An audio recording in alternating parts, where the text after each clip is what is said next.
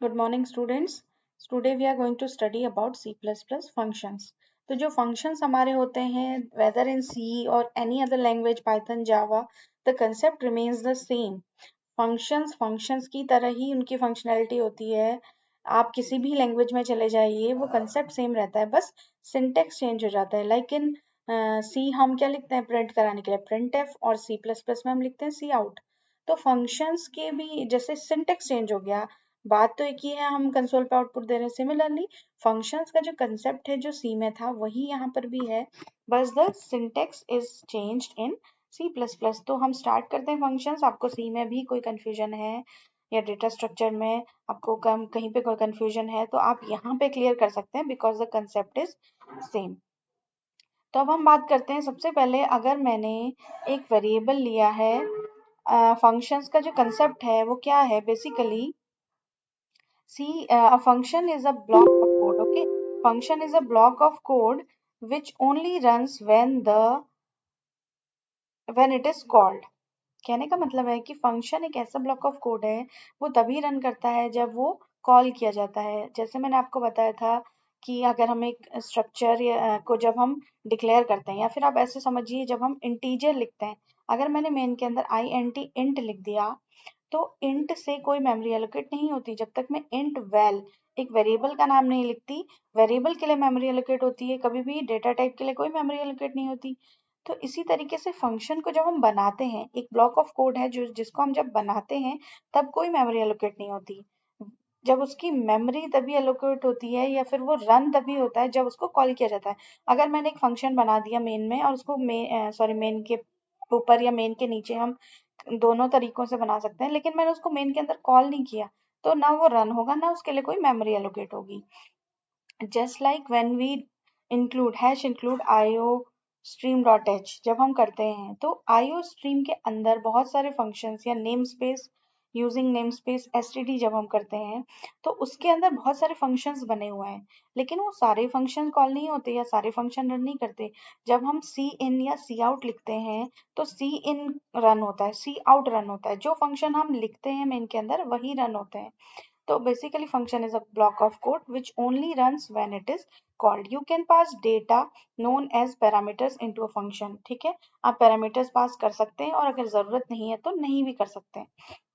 Function are used to perform certain actions. ठीक है, एक एक्शन को परफॉर्म करने के लिए मैं फंक्शन बना सकती हूँ, लेकिन अगर वो एक्शन सिर्फ एक ही बार परफॉर्म होना है तो मैं उसको मेन के अंदर भी लिख सकती हूँ. ठीक है, functions are important when we need reusing the code. मतलब define the code once and use it many times. मेरा एक प्रोग्राम है जिसमें मुझे बार बार दो नंबर्स का सम करने की जरूरत पड़ेगी, तो मैं सम का एक प्रोग्राम या सॉरी फंक्शन बना दूंगी और उस फंक्शन को मैं बार बार कॉल करूंगी. बेसिकली मुझे एक काम को बार बार करना है तो हम फंक्शन बना देते हैं. जैसे सी इन है, सी इन अगर मुझे प्रोग्राम में बार बार करना है तो आपको सी इन को बार बार उसकी पूरी डेफिनेशन लिखने की जरूरत नहीं है. वो नेम स्पेस में एसटीडी में बना हुआ है, वहां से हम उसे कॉल कर लेते हैं. तो वो एक बार बना है और उसे बार बार हम यूज कर रहे हैं. तो this is the importance of functions. Function की जरूरत कहाँ पे पड़ती है, जब हम किसी एक कोड को बार बार हमें उसे रन कराना होता है तो हमारा कोडिंग बहुत लेंदी ना हो जाए, इसलिए हम क्या करते हैं उसका फंक्शन बना लेते हैं और उसे जब भी जरूरत होती है we call it. Now how to create a function. C++ provides some predefined functions जैसे कि main जो C में भी था. ठीक है, कुछ functions है main है, जैसे एक example which is used to execute code. Compiler जब आप फाइल को रन करते हैं, compiler सबसे पहले कौन सा function कॉल करता है, main function. Main is a function but you can also create your own functions to perform certain actions. हम अपने functions खुद भी बना सकते हैं. कुछ बने बनाए functions हैं जिनका हम यूज करते हैं, जैसे get ch है, c in c out है और मेन है. हमको ज़रूरत है तो हम अपने फंक्शंस बनाने की हमें यहाँ पे फीचर दिया हुआ है. तो to create a function we say it declaring a function. ठीक है, जब हम फंक्शन को बनाते हैं हम कहते हैं हम फंक्शन को डिक्लेयर कर रहे हैं. तो फंक्शन को डिक्लेयर कैसे करते हैं, उसका जो सिंटेक्स है वो है, सबसे पहले हम बताते हैं रिटर्न टाइप. फंक्शन क्या रिटर्न करेगा, वो चाहे तो इंटीजर रिटर्न कर सकता है, कैरेक्टर रिटर्न कर सकता है, डबल फ्लोट या पॉइंटर रिटर्न कर सकता है, और चाहे तो अगर कुछ नहीं रिटर्न कर रहा है तो हम लिखते हैं void. तो return type is the type of value the function is returning. Function name. Function name होता है वही नाम जिससे हम उस फंक्शन को कॉल करेंगे बार बार। तो फंक्शन का नाम बिल्कुल एक वेरिएबल के नेम की तरह होता है। जब हम वेरिएबल का नाम हम वेल लेते हैं जैसे, तो जो हम रूल्स फॉलो करते हैं फंक्शन वेरिएबल के नेमिंग में, जैसे कि वेरिएबल के नाम में स्पेस नहीं हो सकता, वेरिएबल के नाम में हम नंबर से स्टार्ट नहीं कर सकते। मैं वेल वन ले सकती हूँ लेकिन वेल वन वन वेल नहीं ले सकती। तो इस तरीके से जो हमारे वेरिएबल के नेमिंग के रूल्स होते हैं वही सेम रूल्स हमारे फंक्शन के नेमिंग के भी होते हैं। फंक्शन के नाम में कभी भी स्पेस नहीं होता, स्पेशल कैरेक्टर्स नहीं होते, ठीक है। तो उस फंक्शन का नाम, उसके बाद हम पैरेंथेसिस लगाते हैं जो बताता है कि ये एक फंक्शन है। मेन में हमेशा पैरेंथेसिस लगाते हैं ना, हम जब भी लिखते हैं मेन, पैरेंथेसिस बताते हैं कि एक फंक्शन है। अगर हम पैरेंथेसिस नहीं लगाएंगे तो कंपाइलर को समझ में नहीं आएगा कि ये फंक्शन है। उसके बाद हम ब्रेसेस ओपन और ब्रेसेस क्लोज करते हैं, उसके अंदर कोड लिखते हैं। तो ब्रेसेस ओपन और ब्रेसेस क्लोज का मतलब है ये एक ब्लॉक ऑफ कोड है। इफ कंडीशन होती है, इफ कंडीशन में हम ब्रेसेस ओपन करते हैं फिर ब्रेसेस क्लोज करते हैं, तो वो भी एक ब्लॉक ऑफ कोड होता है। लूप में भी हम करते हैं। तो एक ब्लॉक ऑफ कोड सी और सी प्लस प्लस में एक ब्लॉक को समझने के लिए हम ये कहते हैं ओपनिंग है ब्लॉक की और ये क्लोजिंग है ब्लॉक की। इसका एग्जाम्पल दिया है वॉइड सम, एक फंक्शन है, सम कर रहा है जो कितने भी नंबर्स का कर सकता है, जरूरी नहीं कि दो ही नंबर्स का करे, यहाँ पे बताया नहीं हुआ है। तो वॉइड उसका रिटर्न टाइप, वो कुछ भी रिटर्न नहीं कर रहा है और सम कर रहा है वो फंक्शन। इसको देख के हमें इतना ही समझ में आ रहा है। Now a function can be called multiple times, ये आप जानते हैं। सी इन आप कितनी भी बार कॉल कर सकते हैं। अगर मैंने एक फंक्शन बनाया उसको कोई लिमिट नहीं है कि कितनी बार कॉल होगा, कितनी भी बार उसे कॉल कर सकते हैं। Function declaration and function definition क्या होती है? सबसे पहले फंक्शन दो टाइप्स के दो पार्ट्स होते हैं। फंक्शन डिक्लेरेशन का मतलब होता है कि फंक्शन का नाम, उसका रिटर्न टाइप और अगर पैरामीटर्स हैं तो हम बताते हैं कि वो क्या है। और डेफिनेशन का मतलब होता है कि हम फंक्शन को डिफाइन कर रहे हैं, उसका जो कोड है वो लिख रहे हैं। तो डिक्लेरेशन को हम कभी कभी प्रोटोटाइपिंग भी कह देते हैं। जैसे कि अ, अगर मैंने एक फंक्शन बनाया इंट, सॉरी ये मेन फंक्शन है, ठीक है, जो हम बनाते ही हैं, डिफॉल्ट फंक्शन होता है इंट मेन। तो इंट मेन एक फंक्शन है जिसके अंदर मैंने एक फंक्शन कॉल किया, this is called function calling. Function को कॉल कैसे करते हैं? फंक्शन का नाम और पैरेंथेसिस लगा के सेमीकोलन। पैरेंथेसिस नहीं लगाएंगे तो इसका मतलब ये एक फंक्शन नहीं है। पैरेंथेसिस बताते हैं कि ये फंक्शन फंक्शन है। रिटर्न जीरो, ये मेरा मेन कोड है, मेन फंक्शन की कोडिंग है। तो यहाँ पे मैंने अब void my फंक्शन को मेन के नीचे बना दिया, डिक्लेयर कर दिया, मेन के डिफाइन कर दिया, ठीक है, मेन के नीचे डिफाइन कर दिया। एरर आ गई, क्यों आई एरर? क्योंकि जब कंपाइलर आता है, कंपाइलर सबसे पहले पहली लाइन को पढ़ता है, फिर वो दूसरी लाइन को पढ़ेगा। अब जब दूसरी लाइन को वो पढ़ेगा तो वो कहेगा कि माई फंक्शन नाम का फंक्शन, अभी जब वो ऊपर से आया, पढ़ता हुआ आया हर एक लाइन को, तो वो लाइन तो उसे नहीं मिली, वो फंक्शन जहाँ पे उसको नहीं पता कि माई फंक्शन क्या है। कंपाइलर तो सीक्वेंस में चलता है, इंट मेन फिर माई फंक्शन। तो माई फंक्शन जो फंक्शन है वो यहाँ पे पहले डिक्लेयर होना चाहिए। कहने का मतलब है कि प्रोटोटाइप यहाँ पे देते हैं हम, जब हम मेन के ऊपर फंक्शन को मेन के नीचे भी बना सकते हैं, ऊपर भी बना सकते हैं। जब हम फंक्शन को मेन के नीचे बनाते हैं तो हमें मेन के ऊपर प्रोटोटाइप देना होता है। कंपाइलर को बताना होता है कि ये एक फंक्शन है जिसको हम यहाँ पे यूज करेंगे। तो जब हम प्रोटोटाइप देते हैं तो कंपाइलर क्या करता है, उस फंक्शन को जाके पहले पढ़ता है, समझ जाता है कि ठीक है ये फंक्शन है, और फिर जब वो मेन में आएगा तो उसको पता होगा ये फंक्शन क्या है। हम कंपाइलर को बिना बताए फंक्शन यूज करेंगे तो it will be an error.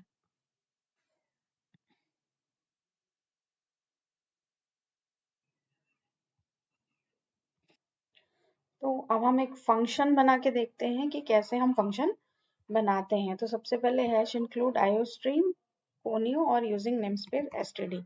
ये सी प्लस प्लस की फाइल है इसलिए हम सी प्लस प्लस के वे में कोडिंग करेंगे। आप सेम काम सी में भी कर सकते हैं। तो सबसे पहले हम मेन फंक्शन बनाते हैं।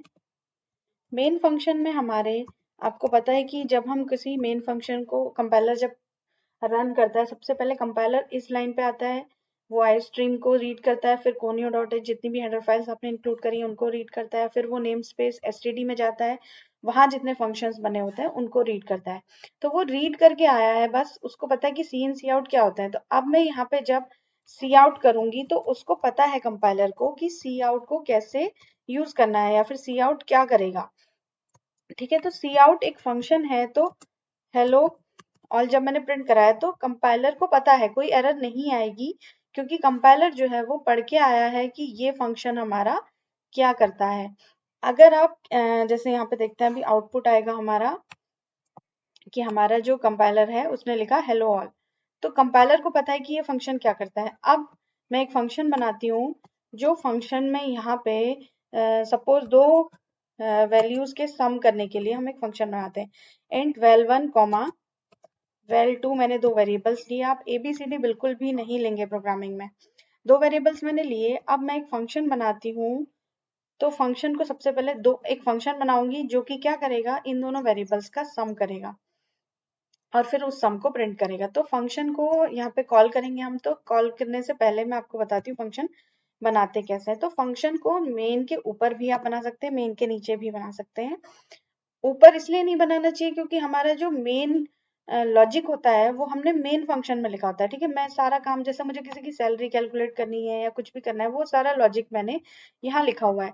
तो प्रोग्राम रीडेबल होना चाहिए। आपको कोई अगर आपका प्रोग्राम देखे तो उसको समझ आ जाए कि मेन हो क्या रहा है। मैंने 10 फंक्शन बनाए हैं, वो 10 फंक्शंस पढ़ने के बाद मेन में कंपाइलर आए या यूजर आए तो वो अच्छा नहीं लगता है। वरना इट इज ऑल इक्वल कि आप कुछ भी कर सकते हैं। आप वो भी कर सकते हैं, ऊपर भी बना सकते हैं। ठीक है, अब नीचे हम बनाते हैं। तो नीचे कैसे बनाएंगे, सबसे पहले मैंने आपको बताया फंक्शन का return type.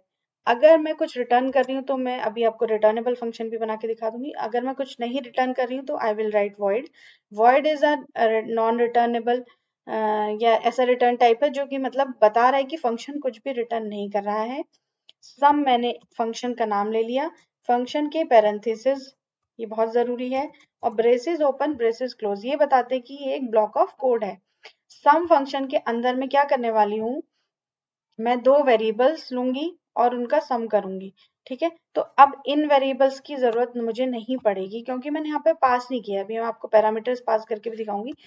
Int num1 comma num2 दो वेरिएबल्स मैंने लिए और दोनों वेरिएबल्स में कुछ वैल्यू हम डाल देते हैं। जब हम डिक्लेयर करते हैं हम तब भी डाल सकते हैं। मैंने डाल दिया num1 में 5 और num2 में 4। अब sum cout slash N sum is, ठीक है, सम इज num1 प्लस num2। आप यहाँ पे कैलकुलेशन भी कर सकते हैं सी आउट में, है ना। num1 प्लस num2 का जो भी आएगा वो यहाँ पे कैसे प्रिंट हो जाएगा, वैल्यू यहाँ पे आ जाएगी, कंपाइलर प्रिंट करके रख देगा। तो जब हमारा सम प्रिंट हो जाएगा, ये काम कहाँ हो रहा है, हमारे फंक्शन में हो रहा है। तो अभी मैं इन वेरिएबल्स को हटा देती हूँ, हमें किसी भी वेरिएबल की जरूरत नहीं है। मैं यहाँ पे सिंपल क्या करूंगी, एक फंक्शन कॉल करूंगी। तो फंक्शन को हम बनाते ऐसे हैं, फंक्शन को कॉल कैसे करते हैं, फंक्शन का नाम पैरेंथेसिस एंड सेमीकोलन ये बताता है कि ये फंक्शन कॉल हो रहा है, फंक्शन इज बीइंग कॉल्ड। अब रिटर्न, क्योंकि हमारा मेन जो है वो इंट रिटर्न कर रहा है तो रिटर्न 1 रिटर्न 0 आप करेंगे। उसके बाद यहाँ पे मैं लगा देती हूँ get C H to hold the console.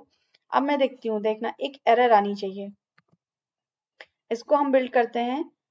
ठीक है, एरर क्या आई देखो, कंपाइलर कह रहा है कि sum was not declared in this scope. जब कंपाइलर यहाँ से आया पढ़ता हुआ तो सम फंक्शन उसे नहीं मिला, क्योंकि जब वो यहाँ से आया यहाँ पे सम हमने कॉल कर दिया। मैंने किसी कंपाइलर को बताया नहीं कि एक सम नाम का भी एक फंक्शन है और सीधे उसे कॉल कर दिया, तो कंपाइलर कहेगा मैं नहीं जानता इसे।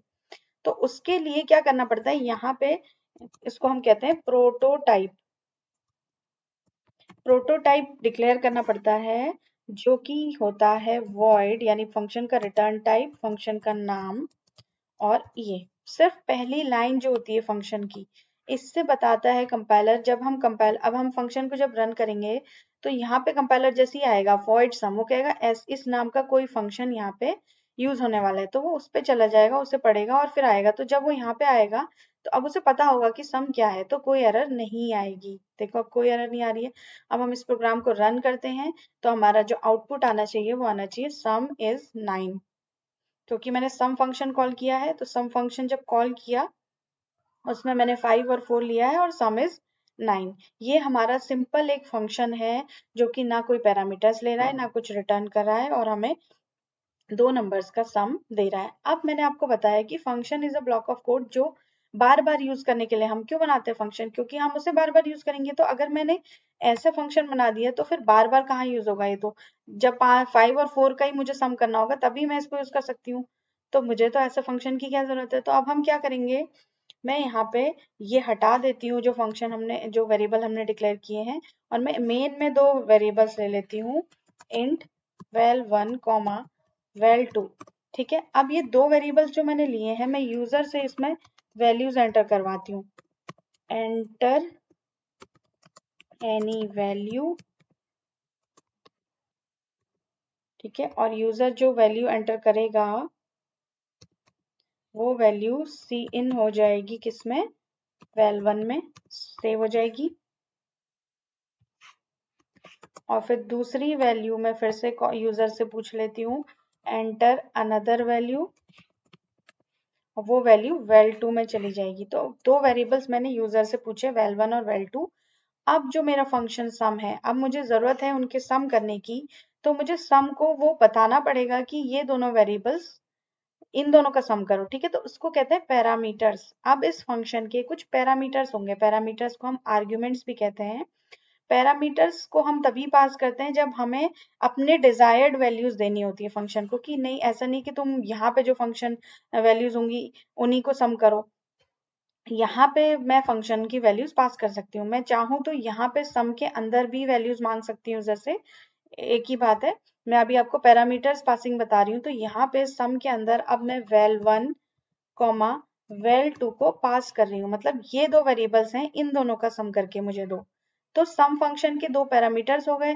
तो जब हम सम फंक्शन को बनाएंगे तो यहाँ पे पैरामीटर्स में लेंगे इंट num1 कॉमा num2। अच्छा, यहाँ पे मैं आपको दिखाती हूँ, int val1 comma int val2। ठीक है, अब मैंने दो वेरिएबल्स ले लिए, दोनों सेम नाम के लिए मैंने val1 val2। तो ये कंसेप्ट भी आपका यहाँ पे क्लियर हो जाएगा, अभी मैं आपको बताती हूँ। तो अब हमारा फंक्शन जो है वो दो पैरामीटर्स ले रहा है, तो ये val1 इस val1 में आएगा और ये val2 इस val2 में आ जाएगा। तो मेरा जो सम फंक्शन का प्रोटोटाइप है वो भी चेंज हो गया। देखो, सम फंक्शन का जो प्रोटोटाइप है वो है void sum और उसके दो पैरामीटर्स हैं।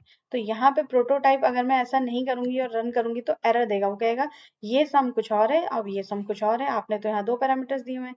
तो क्या करेंगे, इंट कॉमा इंट, यहाँ पे दो, आपको नाम देना जरूरी नहीं है प्रोटोटाइप में, बस हमें ये बताना होता है कि फंक्शन का रिटर्न टाइप क्या है, फंक्शन का नाम क्या है, फंक्शन के पैरामीटर्स क्या और कितने हैं।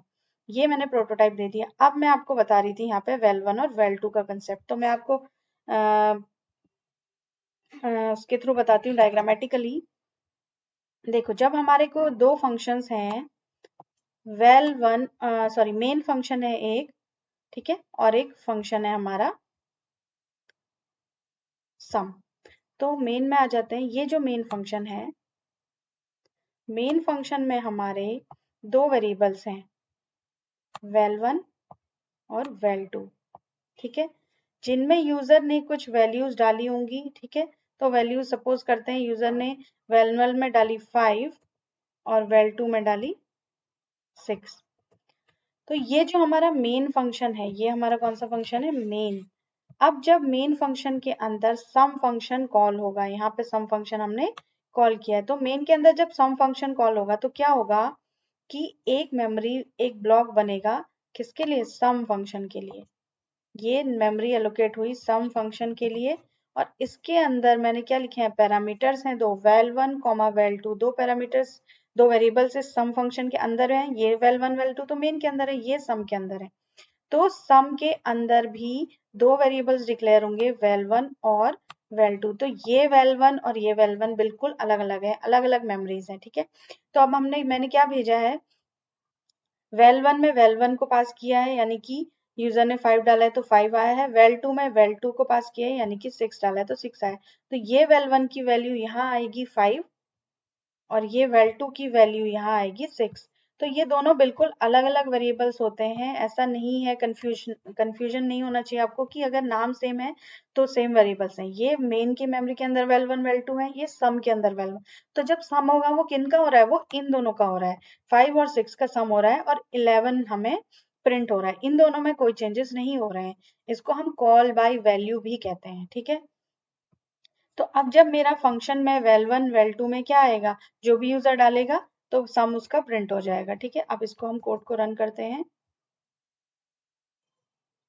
There is an error. Error क्या है, val1 cin no match for operator, sorry, cin में इंडायरेक्शन ऑपरेटर होता है। ठीक है, इनपुट ऑपरेटर, सी आउट में इधर को होता है, सी इन में गेट ऑपरेटर कहते हैं हम इसे। तो अब हम इसे रन करते हैं।